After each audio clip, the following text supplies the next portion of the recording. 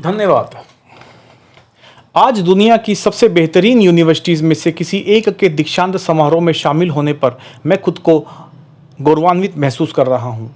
मैं आपको एक सच बता दूँ, मैं कभी किसी कॉलेज से पास नहीं हुआ और आज पहली बार किसी कॉलेज ग्रेजुएशन सेरेमनी के इतना करीब पहुँचा हूँ। आज मैं आपको अपने जीवन की 3 कहानियाँ सुनाना चाहूँगा।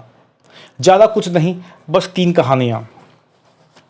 मेरी पहली कहानी डॉट्स कनेक्ट करने के बारे में है। रीड कॉलेज में दाखिला लेने के 6 महीने के अंदर ही मैंने पढ़ाई छोड़ दी, पर मैं उसके 18 महीने बाद तक वहाँ जाता आता रहा। तो सवाल उठता है कि मैंने कॉलेज क्यों छोड़ा। वास्तविकता में इसकी शुरुआत मेरे जीवन से पहले की है। मेरी बायोलॉजिकल मदर एक यंग अविवाहित ग्रेजुएट स्टूडेंट थी और मुझे किसी और को एडॉप्टेशन के लिए देना चाहती थी, पर उनकी एक ख्वाहिश थी कोई कॉलेज ग्रेजुएट ही मुझे एडॉप्ट करे। सब कुछ बिल्कुल सेट था और मैं वकील और उसकी वाइफ के द्वारा एडॉप्ट किया जाने ही वाला था कि अचानक उस दंपत्ति ने अपना विचार बदल लिया और डिसाइड किया कि उन्हें एक लड़की चाहिए। इसलिए जब आधी रात को मेरे पेरेंट्स को, जो प्रतीक्षा सूची में थे, उनको कॉल गया, उन्होंने बताया कि एक बेबी बॉय है, क्या आप उसे गोद लेना चाहेंगे। उन्होंने झट से हाँ कर दी।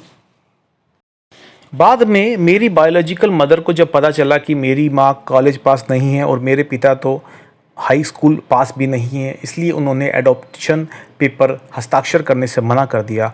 पर कुछ महीनों के बाद मेरे होने वाले पेरेंट्स ने मुझे कॉलेज भेजने के आश्वासन दिया तो वह मान गई। मेरी ज़िंदगी की शुरुआत कुछ इस तरह से हुई और 17 साल बाद मैं कॉलेज गया, पर गलती से मैंने स्टैनफोर्ड जितना महंगा कॉलेज चुन लिया और मेरे वर्किंग क्लास पेरेंट्स की सारी जमा पूंजी मेरी पढ़ाई में जाने लगी। 6 महीने बाद मुझे इस पढ़ाई में कोई वैल्यू नहीं दिखी और मुझे कुछ भी आइडिया नहीं था कि मैं अपनी ज़िंदगी में क्या करना चाहता हूँ और कॉलेज मुझे किस तरह से इसमें हेल्प करेगा। और ऊपर से मैं अपनी पेरेंट्स की जीवन भर की कमाई खर्च करता जा रहा था। इसलिए मैंने कॉलेज ड्रॉप आउट करने का निर्णय लिया और सोचा जो होगा अच्छा होगा। उस समय तो यह सब कुछ मेरे लिए काफ़ी डरावना था, पर जब मैं पीछे मुड़कर देखता हूँ तो मुझे लगता है कि मेरी ज़िंदगी का सबसे अच्छा डिसीजन यही था। जैसे ही मैंने कॉलेज छोड़ा, मेरे ऊपर ज़रूरी क्लासेस करने की बाध्यता ख़त्म हो गई और मैं चुपचाप सिर्फ अपने इंटरेस्ट की क्लासेस करने लगा। ये सब कुछ इतना आसान नहीं था। मेरे पास रहने के लिए रूम नहीं था, इसलिए मुझे दोस्तों के रूम में फर्श पर सोना पड़ता था। मैं कोक की बोतल को लौटाने से मिलने वाले पैसों से खाना खाता था। मैं हर संडे 7 मील पैदल चलकर हरे कृष्णा टेम्पल जाता था ताकि कम से कम हफ्ते में एक दिन पेट भर कर खाना खा सकूं, और यह मुझे काफ़ी अच्छा लगता था। मैंने अपनी लाइफ में जो भी जिज्ञासा और पूर्वाभास की वजह से किया, वह बाद में मेरे लिए अमूल्य साबित हुआ। एक एग्जांपल देता हूँ। उस समय रीड कॉलेज शायद दुनिया की सबसे अच्छी जगह थी जहाँ कैलीग्राफी सिखाई जाती थी। पूरे कैंपस में हर एक पोस्टर, हर एक लेबल मुझे बहुत ही आकर्षित करता था। बड़ी खूबसूरती से कैलीग्राफ किया हुआ होता था वह सब। चूँकि मैं कॉलेज से ड्रॉप आउट कर चुका था, इसलिए मुझे नॉर्मल क्लासेस लेने की ज़रूरत नहीं थी। तो मैंने तय किया कि मैं कैलीग्राफी की क्लासेस ज्वाइन करूँगा और उसे सीखूंगा। सेरिफ, सेंस सेरिफ टाइप्स की हर तरह की लेटर कॉम्बिनेशंस मैंने सीखे और किसी अच्छी टाइपोग्राफी को क्या चीज़ अच्छा बना सकती है ये भी सीखा। यह खूबसूरत था, आर्टिस्टिक था और साइंस के द्वारा यह कैप्चर नहीं किया जा सकता था और मुझे बेहद अच्छा लगता था। उस समय ज़रा सी भी उम्मीद नहीं थी कि मैं इन चीज़ों का यूज़ कभी अपनी लाइफ में करूँगा, लेकिन जब 10 साल बाद मैंने पहला मैकिनटोश कंप्यूटर बनाया, तब मैंने मैक में डिज़ाइन कर दिया इसे, और मैक खूबसूरत टाइपोग्राफी युक्त दुनिया का पहला कंप्यूटर बना। और अगर कॉलेज से ड्रॉप आउट नहीं किया होता तो मैक में कभी मल्टीपल टाइप फेसेस या स्पेसेस फ़ॉन्ट्स नहीं होते, और चूँकि विंडोज़ ने मैक की कॉपी की, शायद किसी भी पर्सनल कंप्यूटर में ये चीज़ें ना होती। अगर मैंने ड्रॉप आउट नहीं किया होता तो मैं कभी कैलीग्राफी की वो क्लासेस नहीं करता और फिर शायद पर्सनल कंप्यूटर में फ़ॉन्ट्स भी ना होते जो आज हैं। ऑफ कोर्स जब मैं कॉलेज में था तब भविष्य में देखकर इन डॉट्स को कनेक्ट करना इम्पॉसिबल था, लेकिन 10 साल बाद जब मैं पीछे मुड़कर देखता हूँ तो सब कुछ साफ नज़र आता है। आप कभी भी फ्यूचर में झांक कर डॉट कनेक्ट नहीं कर सकते हैं, आप सिर्फ पास्ट देखकर ही डॉट कनेक्ट कर सकते हैं। इसलिए आपको यकीन करना होगा कि जो हो रहा है वो आगे चलकर आपके भविष्य से कनेक्ट हो जाएगा। आपको किसी न किसी चीज़ में विश्वास करना ही होगा, अपने गट्स में, अपने भाग्य में, अपनी ज़िंदगी या फिर अपने कर्म में। किसी न किसी चीज़ में विश्वास करना ही होगा। मेरी दूसरी कहानी लव और लॉस के बारे में है। मैं जिस चीज़ को चाहता था वह मुझे जल्दी मिल गई। वॉज और मैंने पेरेंट्स के गैराज में एप्पल की शुरुआत की। तब मैं 20 साल का था। हमने बहुत मेहनत की और 10 साल में एप्पल 2 लोगों से बढ़कर $2 बिलियन और 4000 लोगों की कंपनी हो गई। हमने अभी 1 साल पहले ही अपनी फाइनेस्ट क्रिएशन मैकिंटोश रिलीज़ की। तब मैं 30 साल का हो चुका था और मुझे मेरी ही कंपनी से फायर कर दिया गया। आप अपनी ही बनाई हुई कंपनी से फायर कैसे हो सकते हैं? जैसे जैसे कंपनी ग्रो की, हमने एक ऐसे व्यक्ति को हायर किया जिससे मैंने सोचा था कि वो हमारे साथ मिलकर कंपनी को रन करेगा। पहले 1 साल सब कुछ ठीक ठाक चला, लेकिन फिर कंपनी के फ्यूचर विजन को लेकर हमारे बीच में मतभेद हो गए और ये बात बोर्ड ऑफ डायरेक्टर्स तक पहुंच गई। उन लोगों ने उसका साथ दिया।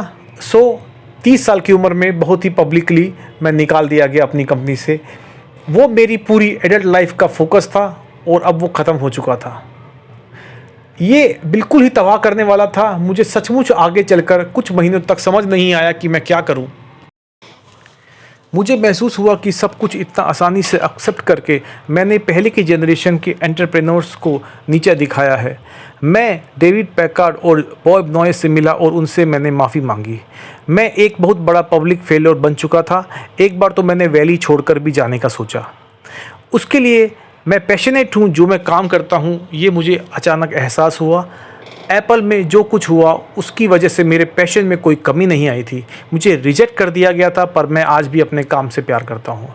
इसलिए मैंने एक बार फिर एक शुरुआत करने की कोशिश की।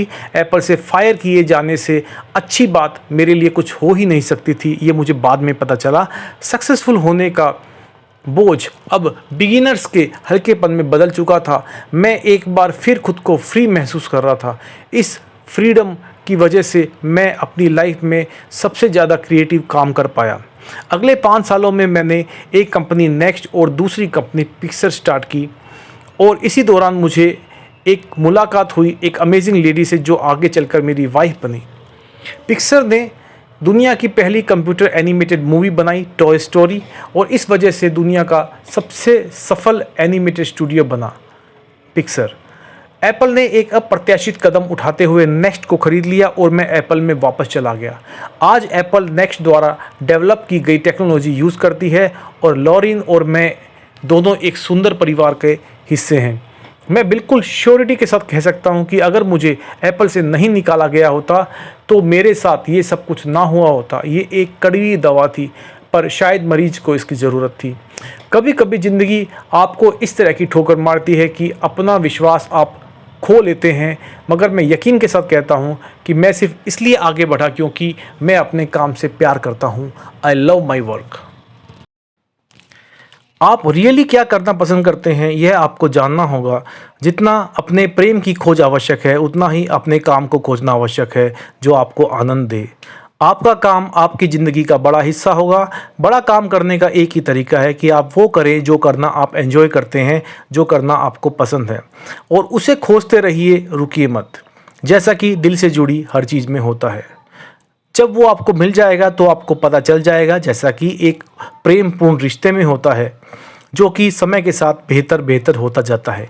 इसलिए खोजते रहिए, रुकिए मत। मेरी तीसरी कहानी मृत्यु के बारे में है। जब मैं 17 साल का था तो मैंने एक कोट पढ़ा था जो कुछ इस तरह का था: यदि आप रोज़ ऐसे जिए जैसे कि ये ज़िंदगी का आखिरी दिन है, तो आप किसी न किसी दिन सही साबित हो जाएंगे।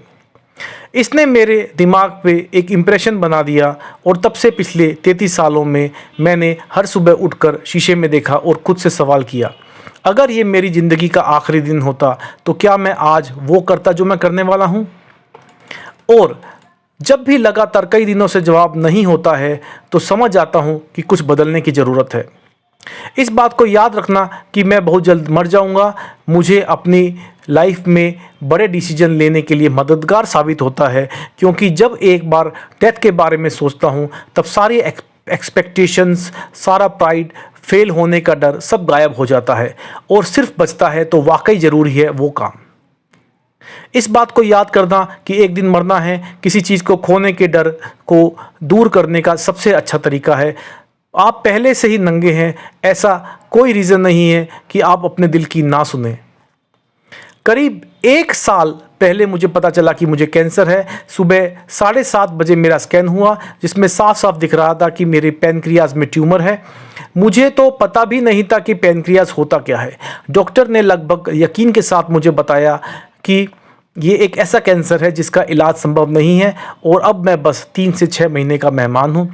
डॉक्टर ने सलाह दी कि मैं घर जाऊं और अपनी सारी चीज़ें व्यवस्थित कर लूं, जिसका इनडायरेक्ट मतलब होता है कि आप मरने की तैयारी कर लीजिए।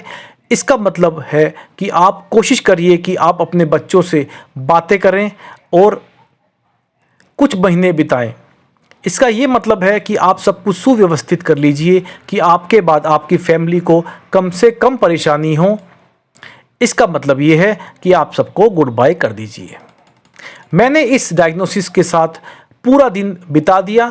फिर शाम को मेरी बायोप्सी हुई जहां कुछ मेरे गले के रास्ते पेट में मेरी इंटेस्टाइन में एक एंडोस्कोप डाला गया और एक सुई से ट्यूमर से कुछ सेल्स निकाले गए। मैं तो बेहोश था, पर मेरी वाइफ जो वहां मौजूद थी उसने बताया जब डॉक्टर ने माइक्रोस्कोप से मेरे सेल को देखे तो वह रो पड़ा।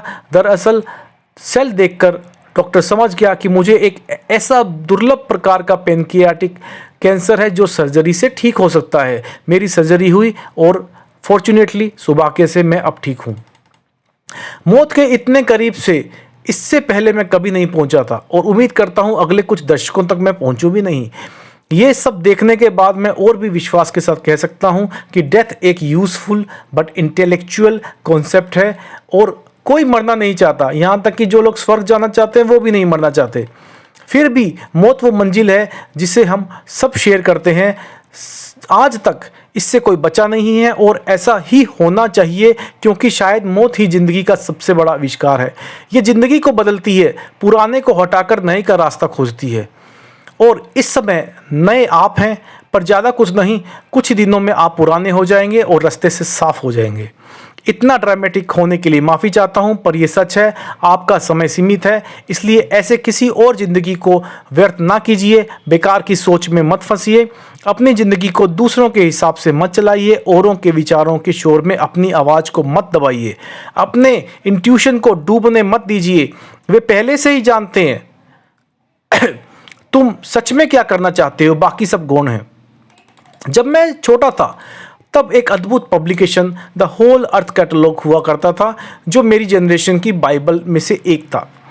इसे स्टुअर्ट ब्रैंड नाम के एक व्यक्ति ने, जो यहाँ पास में ही रहता है, ने अपने पोइटिक टच देकर बड़ा ही जीवंत कर दिया था।